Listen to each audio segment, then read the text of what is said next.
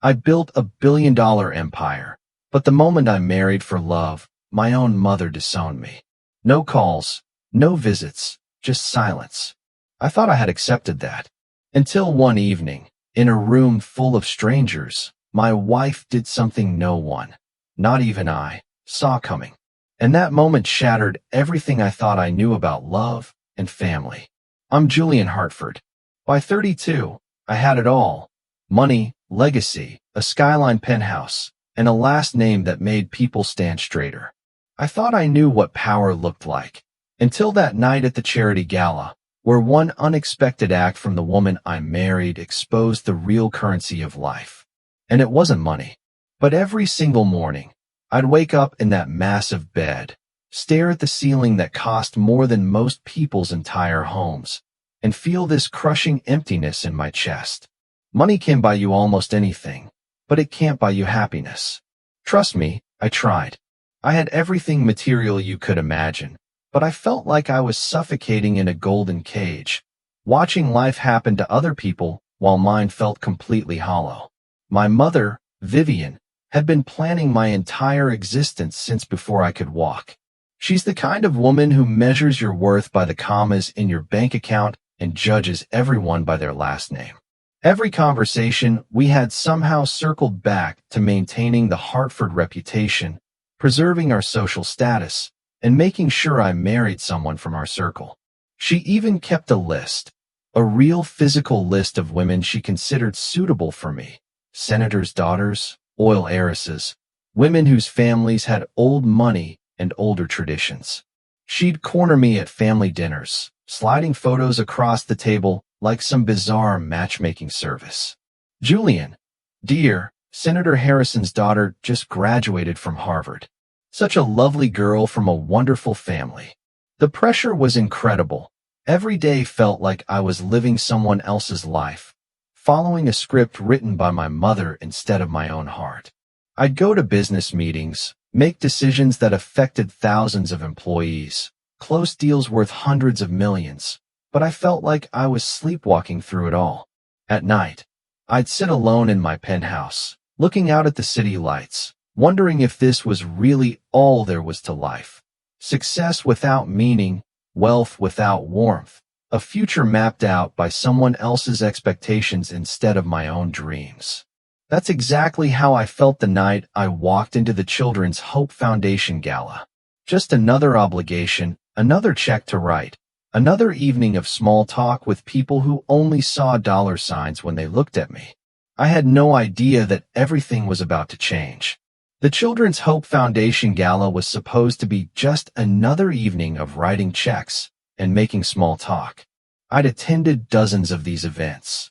The same faces, the same conversations about stock prices and vacation homes, the same fake smiles.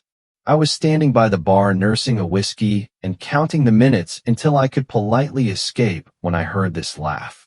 Not the practiced polite laughter you hear at these events, but something real and genuine that cut through all the noise. I turned around and saw her.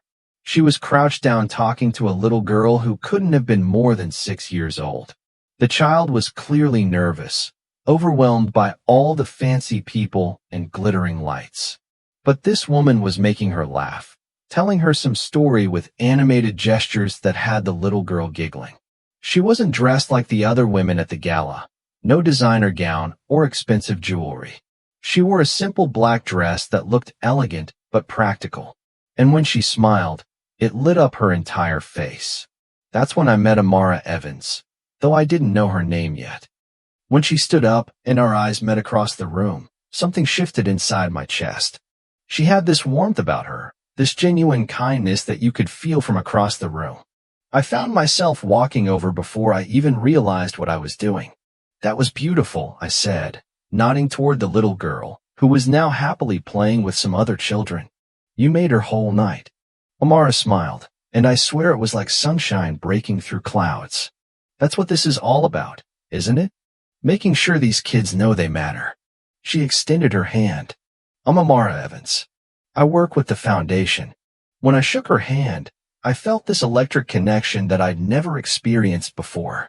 "Julian," I said, deliberately leaving off my last name. For once in my life, I wanted to be just Julian, not Julian Hartford the billionaire. We talked for hours, not about money or business or social connections, but about real things. She told me about her work as a social worker, how she'd grown up in foster care herself, and now dedicated her life to helping kids who'd been through similar situations. She spoke with such passion about giving children hope, about believing in second chances, about the power of love to heal broken hearts. I found myself sharing things I'd never told anyone. How empty my life felt despite all the success. How I sometimes wondered if anyone would care about me if I wasn't wealthy. How I dreamed of doing something that actually mattered. The crazy part? She didn't treat me any differently when she finally realized who I was. Someone mentioned my last name, and I saw the recognition flash in her eyes. But she just kept talking to me like I was a regular person. No sudden change in her voice, no calculating look, no questions about my net worth. She was interested in Julian the person, not Julian the bank account. That night, for the first time in years, I felt truly alive. 3 days after the gala, I did something I'd never done before. I asked a woman out for coffee. Not dinner at some five-star restaurant, not a weekend in Paris, just coffee. I was terrified she'd say no, but Amara agreed to meet me at this little cafe downtown that she recommended. It was nothing fancy, just wooden tables and the smell of fresh coffee. But sitting across from her, I felt more relaxed than I had in my entire penthouse. I have to admit, she said, stirring her latte, I Googled you after the gala. Your Wikipedia page is impressive, she grinned. But I'm more interested in the stuff that's not on Wikipedia. Like, what do you actually enjoy doing? That simple question hit me like a truck. When was the last time someone asked me what I enjoyed? Not what I was good at, not what made money, but what brought me joy. We talked about everything. Books, movies, childhood memories, dreams we'd had as kids. Amara told me about growing up in the foster system, bouncing between homes, how she'd promised herself she'd dedicate her life to making sure other kids didn't feel as alone as she had. Her strength amazed me. Here was someone who'd faced real hardship, real pain, but had chosen to respond with love instead of bitterness. I found myself opening up in ways I never had before. I told her about the pressure from my mother, how I sometimes felt like I was living someone else's life, how success felt meaningless when you had no one to share it with. She listened without judgment, without trying to fix me, just really listened. Our second date was at the community center where she worked. I brought sunflowers. I'd remembered her mentioning they were her favorite because they always turned toward the light. The look on her face when I handed her that simple bouquet was worth more than any business deal I'd ever closed. She gave me a tour of the center, introduced me to the kids she worked with, and I saw her in her element. Watching her interact with those children, seeing how much they loved and trusted her, I knew I was falling hard. We started taking long walks through the city, talking about everything and nothing. She showed me parts of the city I'd never seen, despite living here my whole life. We'd stop at food trucks, sit in parks, visit little bookshops, simple things. But with Amara, everything felt like an adventure. The breakthrough came during a weekend getaway to a cabin in the mountains. Nothing fancy, just a small place by a lake. We were sitting by the fire when a thunderstorm rolled in. As the rain pounded the roof and lightning lit up the sky, Amara moved closer to me on the couch. You know what I love about storms, she said softly. They remind you that some of the most beautiful things in life come after the chaos. That's when I kissed her for the first time. It wasn't planned or calculated. It just felt right. When she kissed me back, wrapping her arms around me, I felt like I'd found home for the first time in my life. I should have known that happiness like that couldn't last without a fight. After 3 months of dating Amara, I knew I was in love, real love, not the arranged compatibility my mother had always pushed. I wanted to share this joy with my family, so I invited Amara to Sunday dinner at my mother's estate. I was nervous, but I genuinely believed that once Vivian met Amara, she'd see what I saw, a kind, intelligent, beautiful woman who made me happier than I'd ever been. The dinner was a disaster from the moment we walked through the door. My mother's face went completely cold when she saw Amara, and I watched her put on that fake smile she reserved for people she considered beneath her. Throughout dinner, Vivian was polite but distant, asking Amara pointed questions about her background, her family, her prospects. I could see Amara handling it with grace, but I knew she was uncomfortable. After Amara left, my mother wasted no time. "Julian, we need to talk." She led me into her study, the same room where she'd lectured me about family expectations my entire life. "That woman is not suitable for you. Her name is Amara, mother, and she's perfect for me." Vivian's expression hardened. "She's not one of us, Julian. She has no family connections, no social standing, no wealth, and frankly, I'm concerned about what people will think." The racist undertones in her voice made my stomach turn. What people will think? I stood up, anger building in my chest. "I'm 32 years old, Mother. I don't care what people think. I care about being happy, and Amara makes me happier than I've ever been." "This is exactly what I was afraid of," she said, her voice getting sharper. "You've lost perspective. You have responsibilities, Julian, to this family, to our legacy, to the company. You can't throw all of that away for this infatuation." "It's not an infatuation. I love her." The words hung in the air between us like a challenge. Vivian stood up slowly, her face a mask of cold fury. "Then you'll have to choose, Julian. You can have her, or you can have your family and your inheritance. But you cannot have both." I stared at my mother, seeing her clearly for the first time. This woman who'd raised me, who'd claimed to love me, was asking me to choose between love and money, between happiness and status, between being true to myself and living up to her expectations. "That's not a choice, Mother," I said quietly. "That's an ultimatum. And if you're making me choose, then I choose love. I choose Amara." Vivian's face went white. "If you marry that woman, you are no longer my son. You'll be cut off from everything. The company, the family money, this family entirely. I'll make sure you never see a penny of the Hartford fortune." My heart broke, but my resolve didn't waver. "Then I guess I'm no longer your son." Walking away from my mother's house that night was one of the hardest things I'd ever done, but also one of the most liberating. I drove straight to Amara's apartment, and the moment she opened the door, I could see in her eyes that she knew something had happened. I told her everything about the ultimatum, about my mother's threats, about the choice I'd made. "Julian," she said, tears in her eyes, "I never wanted to come between you and your family." I took her hands in mine. "You didn't come between us. You showed me what real love looks like. What I had with my mother wasn't love, it was control. What I have with you is real." 3 months later, I proposed to Amara in the same community center where she worked. Surrounded by the kids, she dedicated her life to helping. I didn't have a massive diamond.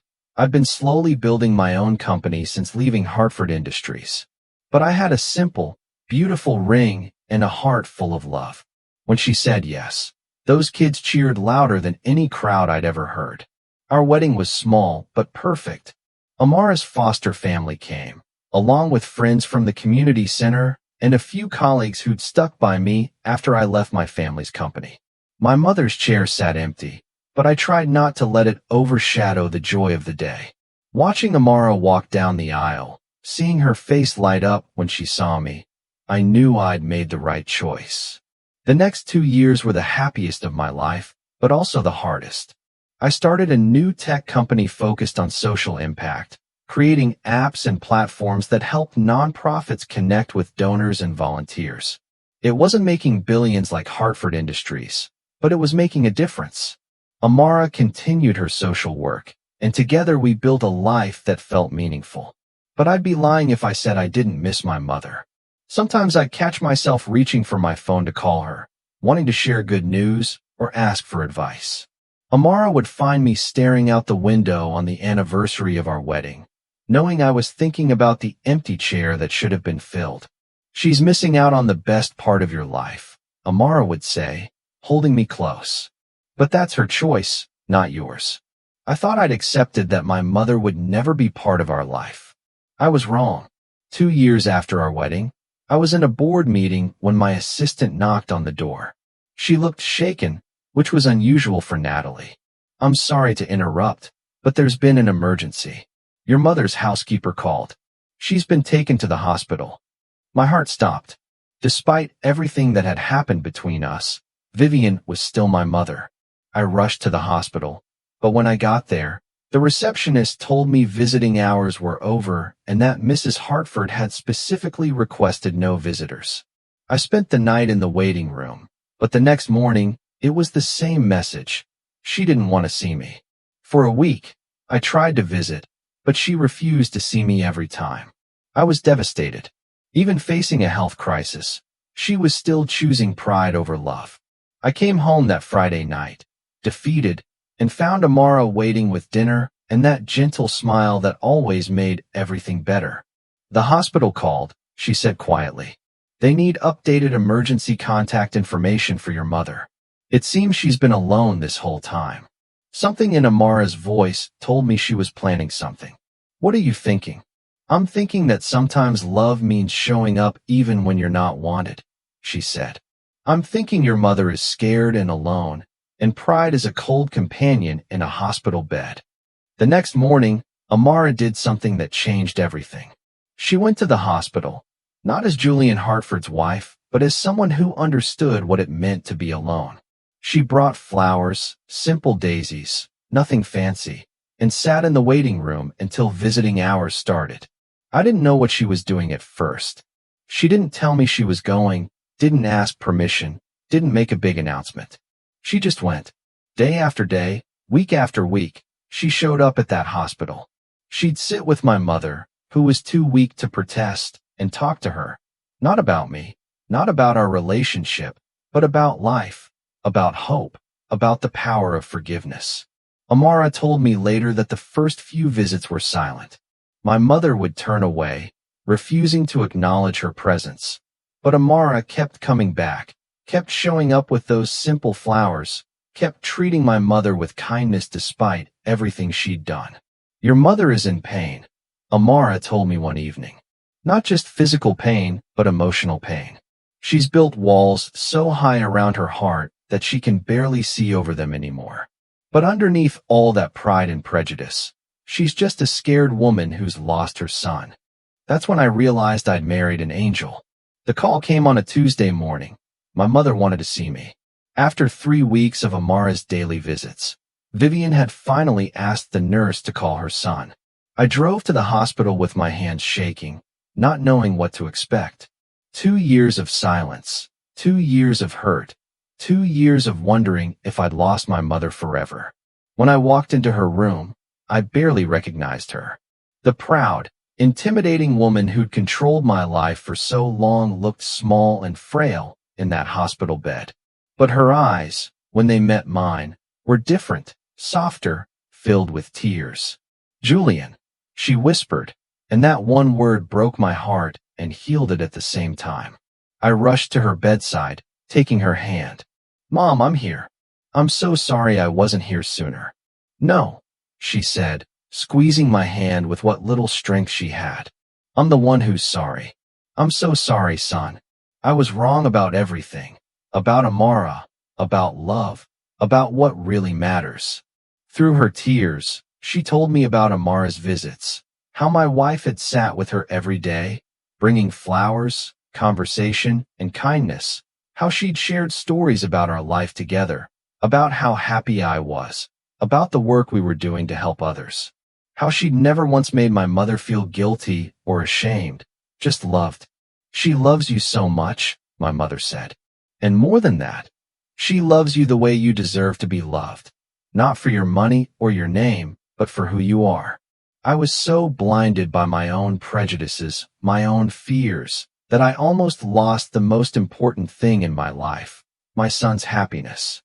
That's when Amara walked into the room, carrying her usual bouquet of flowers. She stopped when she saw me, her eyes filling with tears. I hope it's okay that I'm here, she said softly. My mother held out her hand to Amara. Please come here, both of you. What happened next is a moment I'll treasure for the rest of my life. My mother, the woman who'd rejected my wife and disowned me, pulled us both into a hug. I'm so sorry, she whispered to Amara. I was wrong about you, about everything. You saved my son's life by loving him, and you saved mine by showing me what real love looks like. 6 months later, we were having Sunday dinner at my mother's house again, but this time it was different. The dining room was filled with laughter, with Amara's foster siblings and their kids, with my mother and Amara cooking together in the kitchen, with love in all its beautiful, messy, complicated glory. I watched my mother teaching Amara her grandmother's recipe for apple pie, saw them laughing together like old friends, and realized that sometimes the most beautiful endings come from the most painful beginnings. My mother had learned to love without conditions. Amara had learned to forgive without limits. And I had learned that real wealth isn't measured in dollars.